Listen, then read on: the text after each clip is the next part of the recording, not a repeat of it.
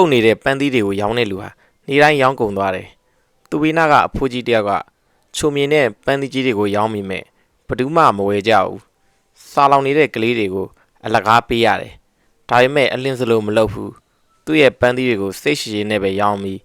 ရည်သွေးမျက်နှာကြောင့်သူ့လုပ်ငန်းတဖြည်းဖြည်းနဲ့လူကြိုက်များလာတယ်သူ့ရောင်းဖို့ရောင်းဖက်အဖိုးကြီးနဲ့ဈေးနှုန်းစစ်ပွဲဆင်နွှဲပြီးပုတ်နေတဲ့ပန်းသီးတွေကိုပိတ်ဆို့ဖို့သူ့ရဲ့ပုတ်နေတဲ့ပန်းသီးတွေကိုလှည့်ပတ်ပြီးအော်ပြောလိုက်တယ်အဲ့ဒါကလည်းဖောက်တဲ့တွေကိုဆွဲဆောင်ခဲ့တယ်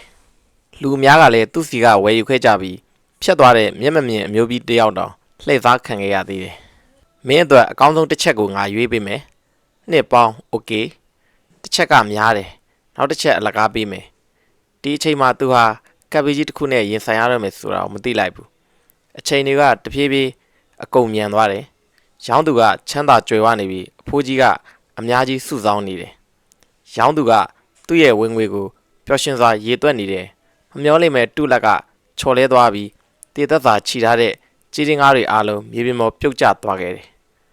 သူကကောက်ယူဖို့အမြန်လှမ်းလိုက်တယ်ဘာပဲဖြစ်ဖြစ်ဒါတွေကသူ့ရဲ့အသက်သွေးကြောတွေပဲလုံခြုံရေးအတွက်သူဟာရှော့ကျိုးတစ်ချောင်းကိုရှာပြီးပတ်စံကိုခါမှခြိလိုက်တယ်အဲ့ဒီအချိန်မှာသူ့အိမ်ဟာရွှေနဲ့ကြောက်သိန်းနဲ့ပြည့်နေနေတယ်အနာဂတ်နေ့ရက်တွေဟာ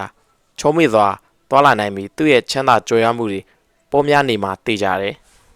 နေဝင်သွားပြီးဈေးတယ်ဟာလှေကသူ့ကိုအိမ်ပြန်ခေါ်သွားဖို့စောင့်ဖို့ကရိုးစိတ်ကိုရောက်လာတယ်အဖိုးကြီးကသူ့ဝင်ငွေကိုကောက်ယူပြီးသွားပြီးကမ်းပေါ်မှာထိုင်ပြီးသူ့ရဲ့တဏိတာဝင်ငွေကိုရေတွက်နေတယ်ငွေရဲ့တကြီးကြီးမြည်တံက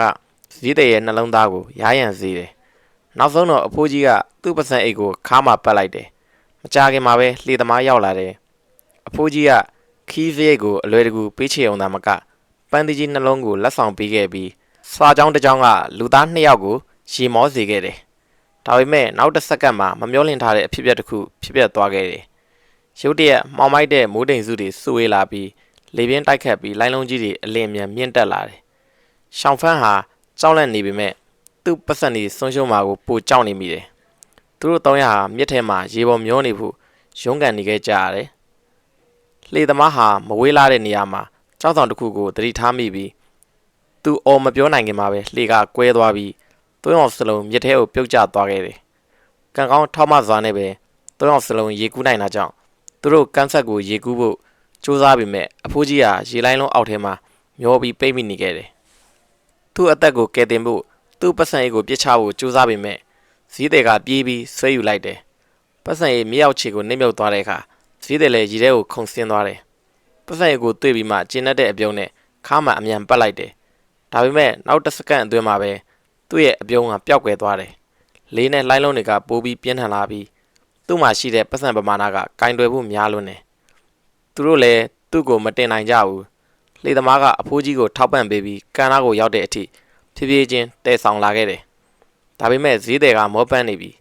လှိုင်းလုံးတွေကအဆက်မပြတ်ရိုက်ခတ်နေတယ်သူရေထဲမှာလဲချောင်းနာပြီးနောက်ဆုံးမှမြစ်ထဲမျိုးချခံလိုက်ရတယ်အဖိုးကြီးနဲ့လှေသမားကအကူကြီးတောင်းတယ်ကျင်နာတတ်တဲ့လူတချို့ကရေထဲခုန်ဆင်းပြီးမကြခင်မှာပဲမျက်နှာဖြူဖြော့နေတဲ့ဈေးတယ်ကြီးကိုတွေးလိုက်ရတယ်သူ့ကိုမြေကမ်းနားကိုဆွဲခေါ်လာတဲ့အချိန်မှာတော့နောက်ကျသွားပါပြီသူ့ရဲ့နောက်ဆုံးအင်အားနဲ့ရောင်းချသူကသူ့လက်ကိုမြှောက်ပြီးပတ်စံအိတ်ကိုထိလိုက်တဲ့အခါပတ်စံအိတ်ကအဲ့ဒီထဲမှာရှိနေသေးတယ်ဆိုတာအတိပြုပါတယ်ထာဝရပါပဲသူ့မျက်လုံးမှိတ်ပြီးတိတ်ဆုံးသွားခဲ့ပါတယ်လူအုပ်ကစိတ်ပြက်လက်ပြက်နဲ့တပြင်းချလိုက်ကြတယ်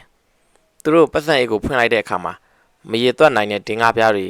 လှိမ့်ထွက်လာပါတယ်လှပတယ်လို့ထင်ရတဲ့ဒီအရာကတည်တည်နိုင်တဲ့နတ်ဆိုးတစ်ကောင်ဖြစ်ပါတယ်